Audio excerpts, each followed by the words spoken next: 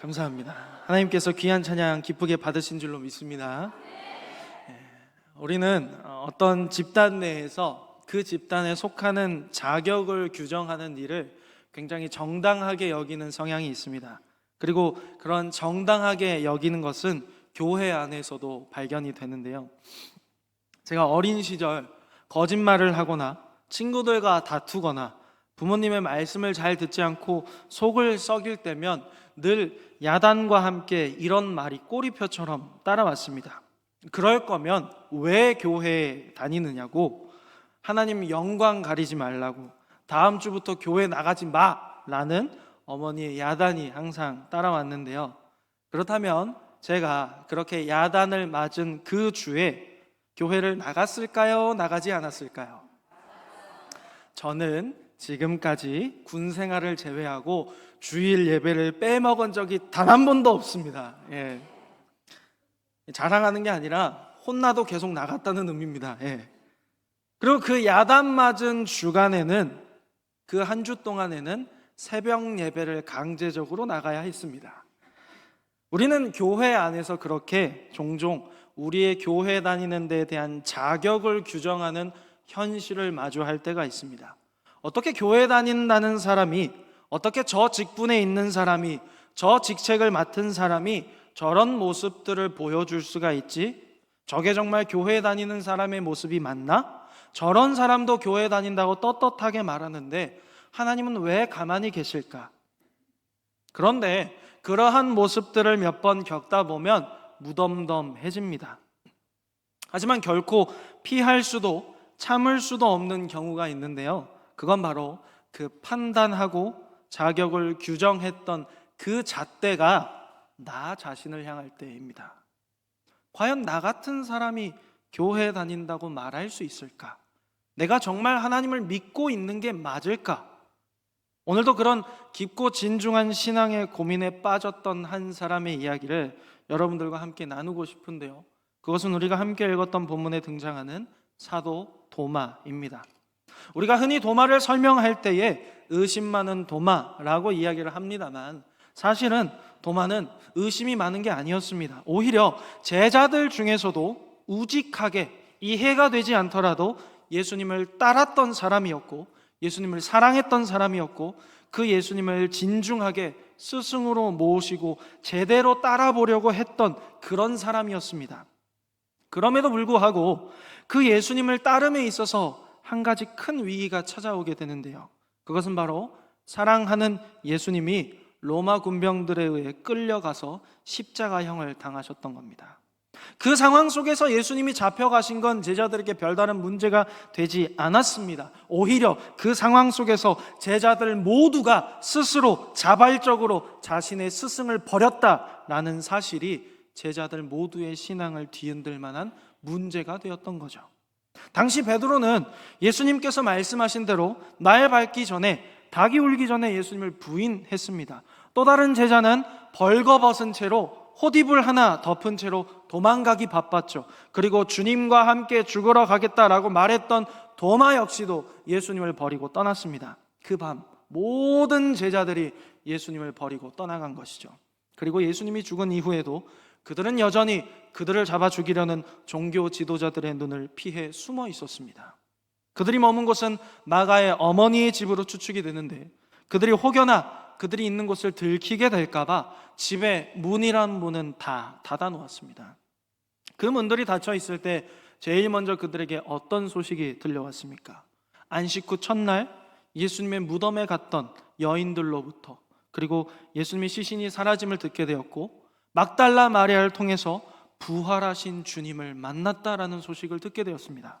그렇다면 이제 제자들에게 있어서 예수님의 생전에 하셨던 말씀을 기억해야 되는데, 예수님이 죽은 지 사흘 만에 반드시 다시 살아나겠다라고 말씀하셨기 때문에 그 사랑하는 주님이 부활하셨으니 지금 이 시점에서 제자들은 당당하게 다시 부활하신 예수님을 따르는 제자들이 돼야만 합니다.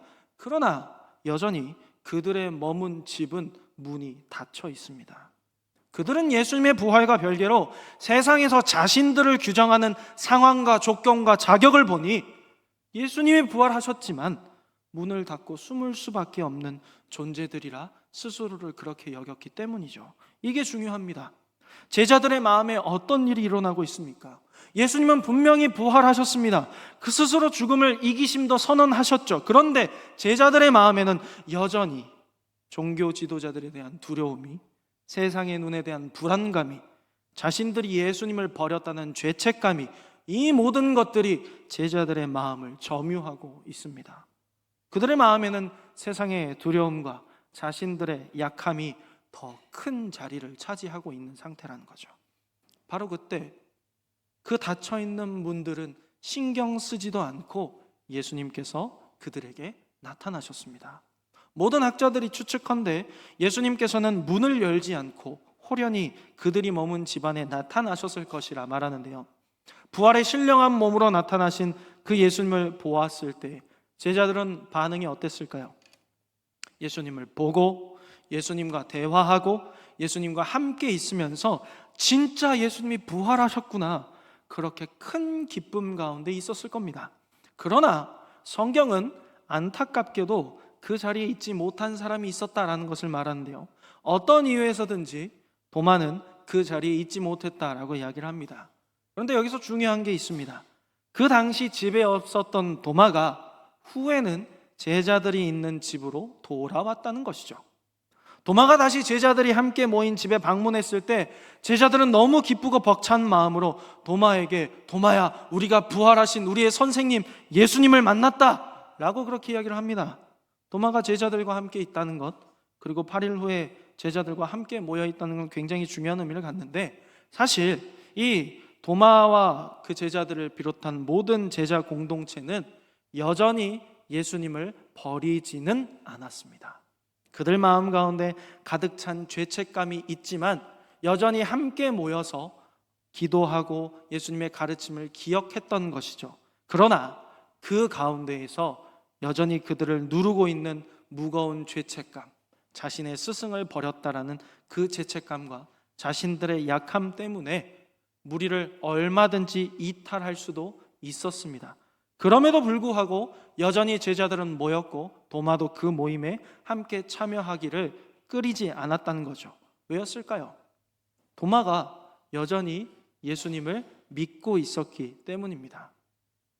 제자들이 부활하신 예수님을 만났다라고 그렇게 이야기를 했을 때 도마의 반응을 한번 살펴볼 필요가 있는데요, 자신이 직접 부활하신 예수님을 만져보지 않고서는 예수님이 부활하신 사실을 믿지 않겠다라고 그렇게 이야기를 합니다. 우리는 이것을 굉장히 의심이라고 하는 냉소적인 대답으로 봅니다만, 사실은 이 도마의 대답 속에는 도마 내면에 처절한 울음이 있었을 것 같습니다. 생각해 보십시오. 보여지는 상황이 이렇습니다. 부활하신 예수님을 만났다라고 하는 사람들이 속 좋게 웃으면서 자신을 향해 야, 우리가 예수님을 만났다라고 기뻐하면서 이야기를 합니다. 그런데 정작 도마 자신은 자기가 버리고 간 그 부활하신 예수님을 만날 염치가 없는 거죠. 예수님을 죽기까지 따르겠다라고 했던 사람들이 다 같이 예수님을 버려놓고서는 무슨 자격으로 부활하신 예수님을 만났다고 기뻐하고 있느냐는 겁니다. 그 광경을 보고 있자니 도마는 속에서 천불이 나는 거죠. 또 예수님을 만났다면, 그래서 정말 그 예수님으로만 기뻐한다면 그 사실을 자기들만 알고 있을 게 아니라 문 열고 밖으로 뛰쳐나가 전해야 되는데 여전히 죽음을 두려워하면서 자기들끼리만 즐거워하는 모습을 보면서 도마는 실망하고 있는 겁니다. 웃고는 있지만 거기 있는 모든 제자들도 다 같은 마음이었을 겁니다. 부활하신 예수님을 만났지만 여전히 그들 마음 가운데에는 세상의 두려움이 속해 있는 것이죠.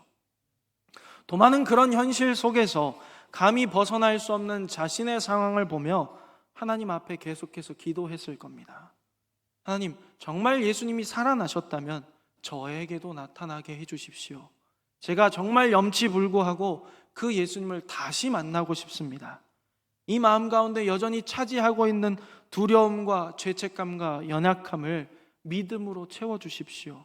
진짜 부활하신 예수님이 제게 찾아와 주신다면 이 모든 실패가 아무것도 아니지 않습니까? 그렇게 8일이 지났고 제자들과 도마와 함께 있는데 여전히 그들이 모인 집의 상황은 문이 닫혀 있습니다. 그때 예수님께서는 그 문을 뚫고 그들을 다시 찾아오시죠. 여전히 실패와 좌절 속에 죽음을 두려워하는 제자들에게 평강을 선언하십니다. 예수님은 그 평강이 가장 필요했던 한 사람, 도마를 지목하십니다. 그리고 예수님이 그 자리에 계시지 않으셨을 때 도마가 했던 그 말 그대로 예수님은 도마에게 이렇게 이야기하시는데요, 우리가 함께 읽었던 27절의 말씀입니다. 도마에게 이르시되 내 손가락을 이리 내밀어 내 손을 보고 내 손을 내밀어 내 옆구리에 넣어보라. 그리하여 믿음 없는 자가 되지 말고 믿는 자가 되라. 아멘. 그런데 이후의 상황을 주목해 보십시오. 28절을 보면 도마는 예수님의 손에 손가락을 넣은 적이 없습니다. 예수님의 옆구리에 손가락을 넣어보지 않았습니다. 그런데 도마가 그 예수님의 말씀을 듣는 순간 어떻게 대답하는고 하니 그의 마음속에서 일어난 마음의 변화를 하나님 앞에서 예수님께 고백하는데요, 28절의 말씀입니다. 도마가 대답하여 이르되 나의 주님이시요 나의 하나님이시니이다. 아멘. 예수님께서는 도마가 그렇게 처절하게 자신의 자격을 규정하며 나 같은 사람이 어떻게 다시 예수님의 제자가 될 수 있을까? 나 같은 사람이 어떻게 부활하신 예수님을 다시 따를 수 있을까? 우리 모두 다 스승을 버린 그런 불경한 제자들인데 우리가 어떻게 감히 예수님의 제자들이라고 그렇게 모여서 스스로 웃고 떠들 수 있을까? 라고 하는 그 모든 절박한 상황 가운데에서 하나님께 그럼에도 불구하고 다시 한번 예수님을 만날 수 있도록 구했을 겁니다. 그리고 하나님은 그 도마의 처절한 기도를 외면하지 않으셨던 것이죠.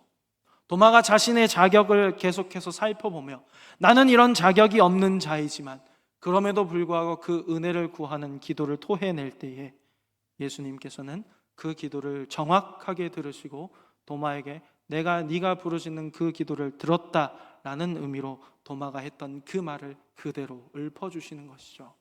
그 말을 들었던 도마가 어떤 대답을 했습니까? 나의 주님이시오 나의 하나님이시니이다. 도마가 예수님의 육체를 만져봤기 때문에 이렇게 고백한 게 아닙니다. 이 순간 예수님께서 자신의 기도를 들으셨다라는 사실을 깨달았던 도마의 마음속에는 그간 자신을 규정했던 모든 세상의 자격과 모든 죄책감들이 점점 물러나고 온전히 예수님을 믿는 믿음만이 그의 마음을 온전히 채워지게 되는 것이죠. 도마는 자신의 마음속에서 예수님께서 주신 확실한 믿음으로써 그 마음이 변화됐기 때문에 세상의 두려움이라는 영역이 사라지고 온전한 믿음이 그의 마음을 가득히 채웠기 때문에 그렇게 고백할 수 있었다라는 겁니다. 이것을 이해하기 위해서는 우리는 한 가지 중요한 진리를 깨달아야 하는데요, 우리의 믿음은 이미 하나님께서 우리에게 주신 온전하고 완전한 선물이라는 겁니다. 예수님께서는 이 온전하고 완전한 믿음을 우리에게 주시기 위해서 우리의 모든 수치와 허물을 대신 지시고 십자가 위에서 모든 형벌을 다 받으셨습니다. 그 마지막 선언이었던 다 이루었다라는 그 예수님의 선언 아래에 그 예수님을 믿는 믿음이 허락한 모든 이들에게 그 무엇으로도 흔들 수 없는 완전하고 온전한 것으로 주어지게 된 것이죠. 도마의 믿음도 그러했고 제자들의 믿음도 그러했으며 우리의 믿음도 마찬가지입니다. 그렇다면 믿음이 이미 완전하게 주어졌는데 왜 제자들은 죽기까지 따르겠다던 말을 지키지 못했고 여전히 부활하신 예수님을 만나고도 그 밖을 뛰쳐나가지 못했을까요?